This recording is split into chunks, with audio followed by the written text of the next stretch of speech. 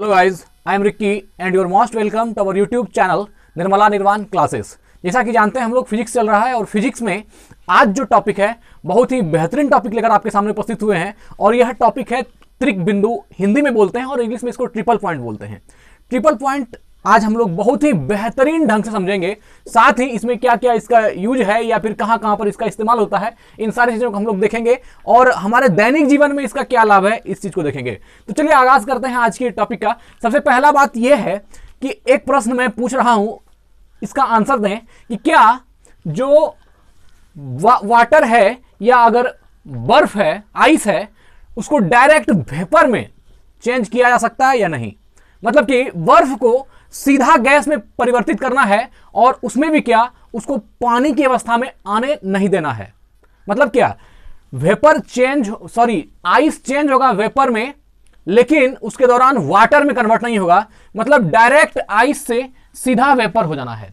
अगर आइस को सीधा वेपर में कन्वर्ट करें तो यह हो सकता है या नहीं, यह आज का प्रश्न है और इसका आंसर भी देंगे। और इसी के दरमियान हम लोग जो ट्रिक बिंदु है, ट्रिपल पॉइंट है, इसको भी समझेंगे और भी बहुत सारी बातें हैं। ये बहुत ही महत्वपूर्ण वीडियो है। इसको अगर आप देख रहे हैं तो लास्ट तक जरूर देखिएगा क्योंकि ये बहुत ही ज्ञानदायक है। चलिए स्टार्ट करते हैं।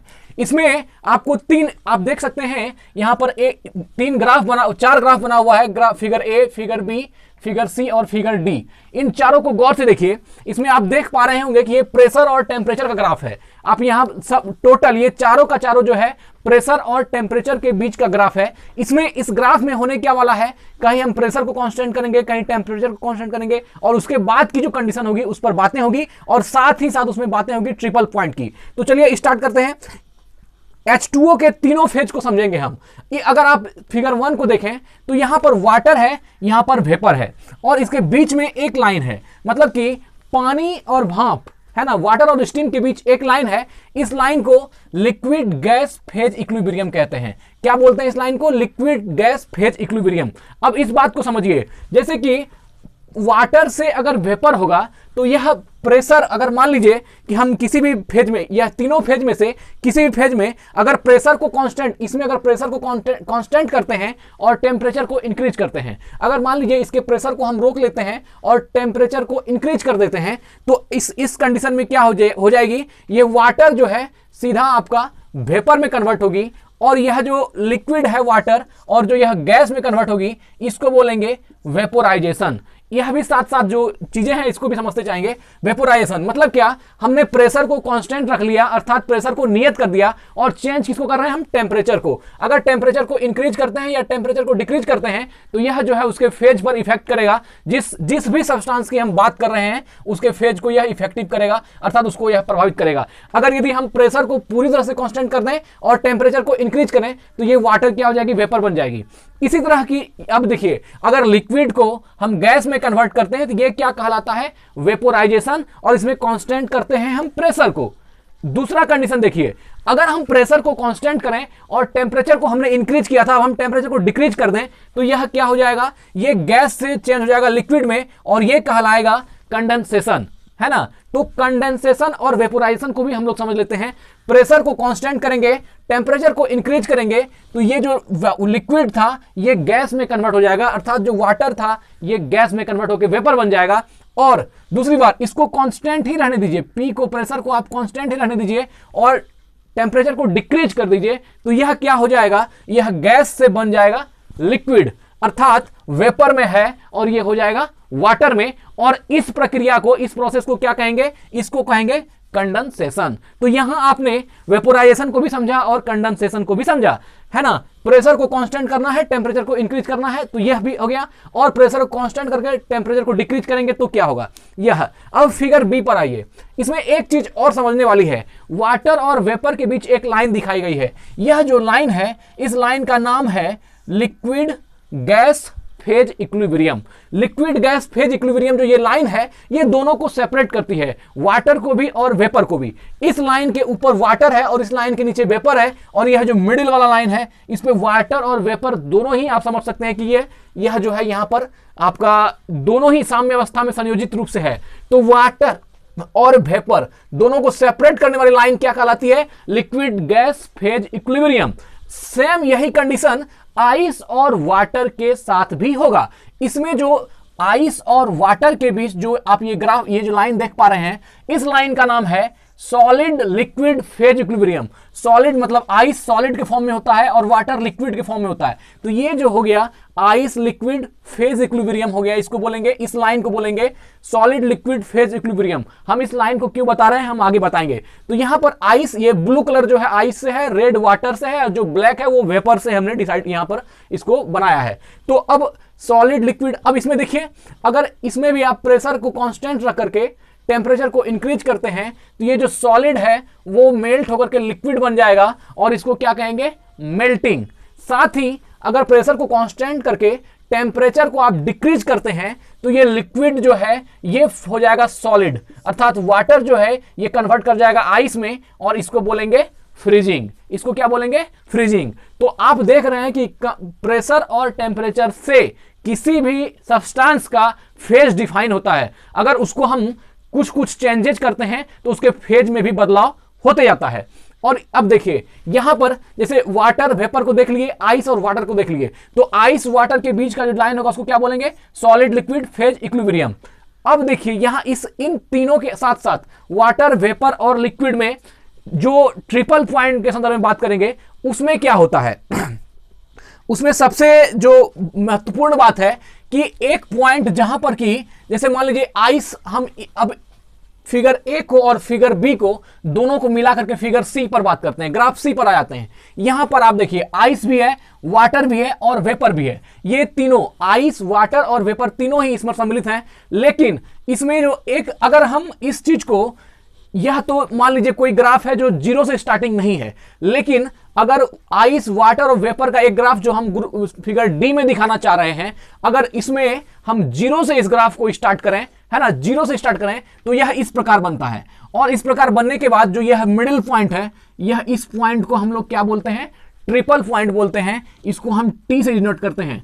ट्रिपल पॉइंट क्या होता है अभी हम इस पर बात करेंगे और क्या क्या इसके लक्षण है, क्या क्या इससे लाभ होता है, क्या क्या होता है, सब चीज देखेंगे हम लोग। तो सबसे पहले ट्रिपल पॉइंट क्या हुआ, ट्रिपल पॉइंट एक ऐसा बिंदु, ट्रिपल पॉइंट एक ऐसा बिंदु है जहां से कि आप अगर यहां से आइस से आप किसी भी फेज से किसी भी फेज में आराम से कन्वर्ट कर सकते हैं। जैसे मान लीजिए आइस है, आइस से हमको वेपर जाना है तो वह भी पॉसिबल है, वेपर से आइस में आना है तो वह भी पॉसिबल है, और वाटर से वेपर में आना तो पॉसिबल है, और वाटर से आइस जाना, मतलब किसी का किसी से इन वाटर के तीनों फेजों में, सिर्फ वाटर में ही नहीं, किसी भी सब्सटेंस का जिसमें कि ट्रिपल पॉइंट एग्जिस्ट करता है, अगर वह कोई भी सब्सटेंस है तो उसमें उस पॉइंट से हम तीनों में से तीनों में जा सकते हैं। और यह देखिए किसी सब्सटेंस का ट्रिपल पॉइंट वह टेम्परेचर और प्रेशर है जिस पर उस सब्सटेंस के तीनों फेज एक साथ एग्जिस्ट करते हैं। मतलब तीनों फेज एक साथ एग्जिस्ट करने का मतलब क्या हुआ, यह ट्रिपल पॉइंट वह बिंदु है जहां पर अगर हम वाटर के संदर्भ में भी बात करें तो वहां से आइस से वेपर में कन्वर्ट हो सकता है, आइस से वाटर में, या डायरेक्ट वाटर से आइस में, वाटर से वेपर में, आइस से वेपर में, किसी से किसी में कन्वर्ट किया सकता है। और वह बिंदु क्या कहलाती है, उस बिंदु को कहते हैं हम लोग ट्रिपल पॉइंट। क्या कहते हैं, ट्रिपल पॉइंट। तो किसी सब्सटेंस का ट्रिपल पॉइंट वह टेम्परेचर और प्रेशर है जिस पर उस सब्सटेंस के तीनों फेज एक साथ एग्जिस्ट करते हैं, तीनों फेज एक साथ एग्जिस्ट करते हैं। लेकिन दुनिया में कुछ सब्सटेंस ऐसे भी हैं जिसका कि ट्रिपल पॉइंट एग्जिस्ट ही नहीं है। अब अगर उसका ट्रिपल पॉइंट एग्जिस्ट नहीं है तो आप उसको कन्वर्ट करने में सक्षम नहीं हो पाएंगे। लेकिन जिन जिन सब्सटेंस का ट्रिपल पॉइंट होता है उसके आप किसी भी फेज को किसी में भी कन्वर्ट कर सकते हैं। यह है आपका ट्रिक बिंदु। अब देखिए यहां अगर आइस है, वाटर है, और यहां जैसे मान लीजिए यह बिंदु, अगर आइस से हमको वेपर में जाना है तो यहां से अब जो भी सब्सटेंस होगा उसका स्पेशल, इसको हम टी नाम देते हैं, इसी को हम बोलते हैं ट्रिपल पॉइंट। तो इस पॉइंट का सब सब्सटेंस का ट्रिपल पॉइंट अलग अलग होता है। अब मूल रूप से समझिए तो ये टेम्परेचर और प्रेशर का कमाल है ना, टेम्परेचर और प्रेशर का। अब सिर्फ आप टेम्परेचर को नहीं कर सकते हैं, सिर्फ आप प्रेशर को भी नहीं कर सकते हैं। तो अब जो भी पॉइंट होगा, जैसे मान लीजिए कि हम वाटर के संदर्भ में बात करें तो वाटर का ट्रिपल पॉइंट क्या होता है, 4.58 मिलीमीटर Hg। यह पारा पर है, या है ना 611.657, यह पास्कल के दाब पर है, और 0.01 डिग्री सेल्सियस यह डिग्री सेल्सियस में दिया है, और 273.16 जो है केल्विन के ताप पर दिया हुआ है, और साथ ही फ़ारेनहाइट में 32 डिग्री फ़ारेनहाइट है, यह 0.006 एटीएम प्रेशर है। तो यह सारा, यह आपसे ऑब्जेक्टिव प्रश्न पूछा जाएगा कि वाटर का ट्रिपल पॉइंट क्या होता है। तो यह जो है आप, यह टोटल 1 2 3 4 5 6 रूप में यह वाटर का ही ट्रिपल पॉइंट है। अगर आपसे पारा में कहा जाए तो 4.58 मिलीमीटर एचजी बोलेंगे, या फिर अगर पास्कल में कहा जाए तो 611.657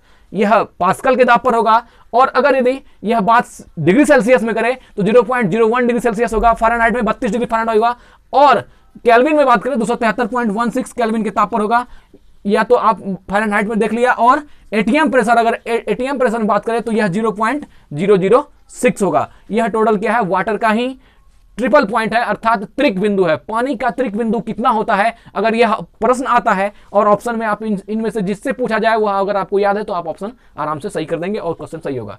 चलिए आगे बढ़ते हैं।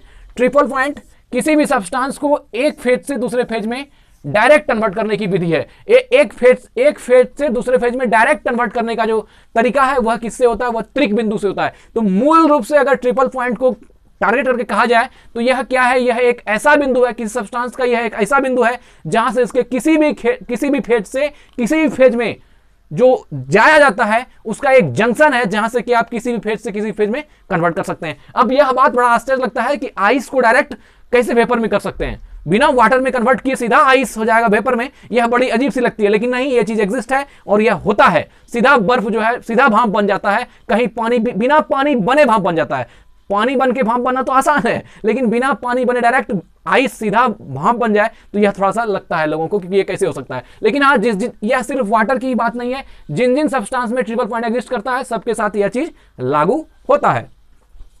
तो ट्रिपल पॉइंट क्या हुआ, किसी सब्सटेंस को एक फेज से दूसरे फेज में डायरेक्ट कन्वर्ट करने की जो एक टेम्परेचर और प्रेशर के तहत जो एक नियत बिंदु है उसको क्या बोलते हैं हम लोग, उसको कहते हैं ट्रिपल पॉइंट या त्रिक बिंदु। इस रेंज में प्रेशर को कांस्टेंट रखते हुए अगर बर्फ का टेम्परेचर इंक्रीज किया जाए तो बर्फ डायरेक्ट भाप में कन्वर्ट हो जाता है और इस प्रोसेस को क्या बोलते हैं, सब्लिमेशन। यह देख लीजिए, अब यहां पर जो फिगर सी के सामने है, सब्लिमेशन में क्या होगा, सॉलिड सीधा गैस में, अगर सॉलिड से डायरेक्ट गैस में चेंज होगी तो इसको क्या बोलेंगे, इस प्रोसेस को बोलेंगे सब्लिमेशन। क्या कहा जाता है, सब्लिमेशन। और गैस से अगर सॉलिड में आना हो, अगर वेपर से मान लीजिए आइस में कन्वर्ट करना हो तो इस प्रोसेस को क्या बोलते हैं, क्रिस्टलाइजेशन। बहुत ही इंपॉर्टेंट है, ध्यान रखिएगा इन चीजों को, ये जो छोटे छोटे टर्म आते हैं बहुत ही यूजफुल होते हैं। क्या हुआ, तो अब गैस से सीधा अगर हमको सॉलिड में आना है तो ये प्रोसेस क्या कहलाएगी, क्रिस्टलाइजेशन। यह भी पूछा जाता है कभी कभी, ध्यान रखिएगा। वेपोराइजेशन, कंडेंसेशन, मेल्टिंग, फ्रीजिंग और सब्लिमेशन, क्रिस्टलाइजेशन को, इन छोबों को भी ध्यान में रखिएगा। इसी के संदर्भ में हमने यहां पर लिख दिया इसको। चलिए अब आगे बढ़ते हैं। तो इसमें हो गया। अब कुल मिलाकर के अगर ट्रिपल पॉइंट कहा जाए तो हमको लगता है आपको समझ में आ गया ट्रिपल पॉइंट क्या होता है। तो ट्रिपल पॉइंट एक प्रेशर और टेम्परेचर के द्वारा नियत एक निश्चित बिंदु है जहां से कि किसी भी सब्सटेंस के फेज को एक फेज से दूसरे फेज में आसानी से कन्वर्ट किया जा सकता है, और उस बिंदु जो कि प्रेशर और टेम्परेचर से ही वह डिफाइन होता है। या समझिए कि प्रेशर और टेम्परेचर की दोनों की जो मिलीजुली चीजें होती है, जो ग्राफ होता है, उस बिंदु से किसी भी एक फेज से दूसरे फेज में किसी भी सब्सटेंस को चेंज किया जा सकता है, और उस बिंदु को हम लोग क्या बोलते हैं, उसको बोलते हैं ट्रिपल पॉइंट, अर्थात त्रिक बिंदु हिंदी में कहते हैं। तो हमने जाना किसी भी सब्सटेंस को एक फेज से दूसरे फेज में डायरेक्ट कन्वर्ट किया जा सकता है अगर उस सब्सटेंस का ट्रिपल पॉइंट एग्जिस्ट करता है। अब मान लीजिए जो सब्सटेंस है, कोई सब्सटेंस ऐसे दी जाए जिसका कि ट्रिपल पॉइंट एग्जिस्ट ही नहीं करता है, तो फिर आप उसको कैसे एक फेज से दूसरे फेज में कन्वर्ट कर सकते हैं, नहीं कर सकते हैं। यह वाटर बहुत ही सुंदर एग्जांपल है इसका, और हम लोग अपने जीवन में इसको यूज भी करते हैं। एग्जांपल तो बहुत है, लेकिन वाटर आसान इसलिए हम लोग देखते भी हैं और इसको फील भी करते हैं, इसलिए यहां से समझना आसान होता है। इसलिए त्रिक बिंदु को जो भी समझाते हैं तो मैक्सिमम वाटर पर ही, वाटर के संदर्भ में ही बात करके इसको डिफाइन करते हैं। तो क्या हो गया, अगर उसका ट्रिपल पॉइंट एग्जिस्ट करेगा तो उसके किसी भी एक फेज को दूसरे फेज में कन्वर्ट करना आसान हो जाएगी और वह चेंज होता है। तो जो वीडियो शुरू करने के पहले हमने कहा था कि क्या बर्फ को बिना पानी में कन्वर्ट किए हुए डायरेक्ट वेपर में कन्वर्ट किया जा सकता है, तो हाँ किया जा सकता है। और वह किससे संभव है, वह उसके ट्रिपल पॉइंट से संभव है। उसके ट्रिपल पॉइंट पर, यहां पर इस बिंदु पर, अगर यहां इस बिंदु पर आइस, वाटर और वेपर तीनों का ही यहां पर संयोजन है, और अगर यहां से आप किसी में किसी को कन्वर्ट करना चाहे तो वह कन्वर्ट हो जाएगा। और यह इसी गुण को क्या कहते हैं, इसको ट्रिपल पॉइंट बोलते हैं, अर्थात त्रिक बिंदु बोलते हैं। तो ठीक है मित्र, आज बस यहीं पर मिलते हैं अगली वीडियो में। धन्यवाद, स्वस्थ रहें, वृद्धजनों की सेवा करें। Thank you.